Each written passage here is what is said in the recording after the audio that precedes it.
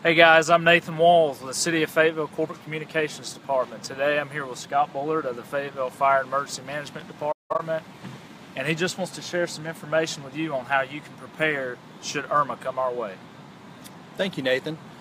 Our preparation is really focused on all hazards, and we ask everybody in the city to pay a little bit of attention to things that your family needs to do to be resilient no matter what the hazard might be. It might be right now that we have a record-setting hurricane in terms of strength and severity coming our way, but really what I'm about to tell you is good for anything that comes along.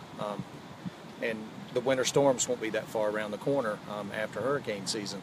For instance, you need to have a communications plan so that you can communicate with your loved ones and people that need to know your well-being is okay, and also so that you can reach to people that you need to check on.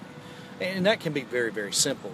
Sometimes a matter of phone numbers, email addresses, those sorts of things. Something else that's also critically important, and we've been taught as a lesson from some of the flooding we've had in the past, is you need a transportation plan.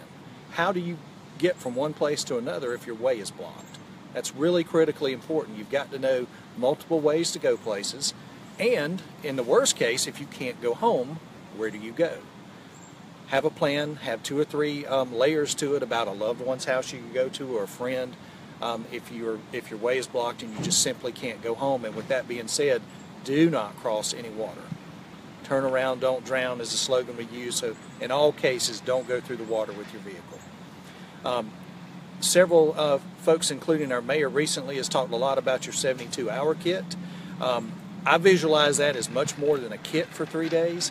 Sometimes things won't fit in a kit, such as the water, 1 gallon per person per day. It might not go in the box that you choose to use, but that's okay. Put it on the shelf. Also find some things to go in it that will sustain you as far as food, things that are not very perishable. Canned food works as long as you have the can opener, granola bars, anything that doesn't require electricity to heat.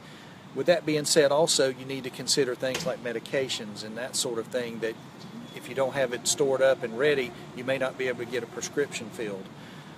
Another biggie is oxygen. If you or one of your loved ones is on supplemental oxygen, you need to have a source to get the bottles replaced as they're running out, because many people think we can go to the hospital and just draw a bottle, and that's not the case.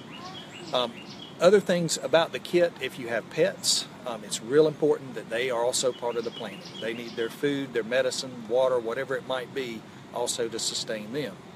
And first and foremost, after all of those preparatory steps, how about taking a look at readync.gov if you have a smartphone and try their app. That app is a very powerful tool, not only from education, but it also can tell you shelter locations. It can give you tips on things on how to prepare, and it's a wonderful source of information that's constantly piped to that application and through your phone. Scott, what can we tell residents about signing up for Cumberland Alerts? Absolutely. We would like everyone in the county to go to the county's website. If you type Cumberland County, North Carolina in your browser, it'll take you there. You could also use the word Cumberland Alerts, and when you get to that front page up near the top, over to the left a little, it has an icon that you can sign up. And that way you get mass notification information that our emergency management offices might be passing along and give you instructions. They might tell you about shelters if they're required. They might tell you about evacuation actions. And most importantly, they're going to tell you weather information. And that's something really critical since that is our new provider for mass notification, and we'd like to get that out. It's just as important as the app. And how is the Fayetteville Fire and Emergency Management Department preparing for Irma? We've been running a checklist now for a couple days. I'll give you some items off of it. For one, many people are familiar that our search and rescue team did go to Texas to support the efforts with the flooding there, and they're currently en route back to Fayetteville.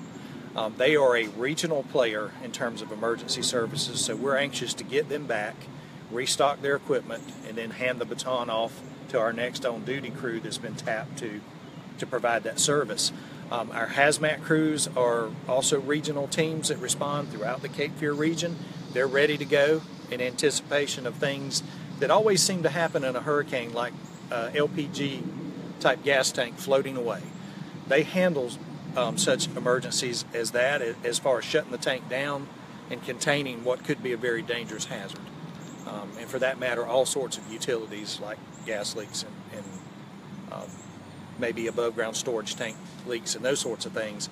The daily sort of missions that the fire department takes care of, we do things not unlike what you need to do at home. We top our vehicles off with fuel, make sure all our tools are ready to go.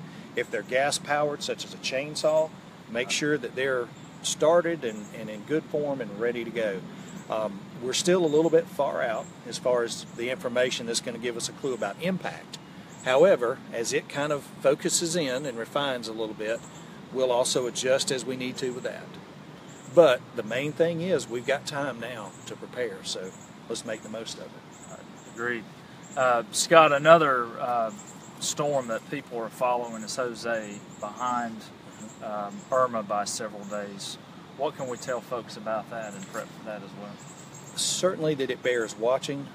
Let's be cognizant of the fact that we're kind of near the kind of peak of hurricane season, so there are going to be more and more storms, some of them named, some of them not. We had that situation last week. They couldn't decide whether they wanted to call the disturbance Irma or not, and finally Irma was assigned to the present storm we've got.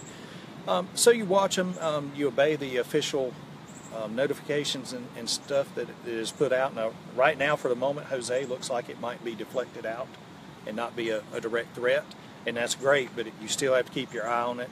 I know there was been a lot said about Katia, which is nowhere near affecting us directly, but again, the point is there's going to be multiple storms this time of year, and be prepared.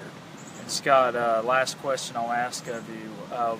With residents of Florida having to evacuate that state, how would that affect the extra precautions and extra time people need to plan for any type of traveling or emergency kits they need to prepare here?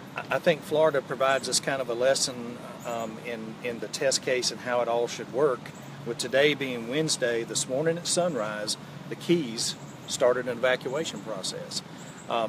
There's an interstate highway that it will all eventually lead to, and then people have access now without the wind, the rain, and all the hazardous conditions to move away.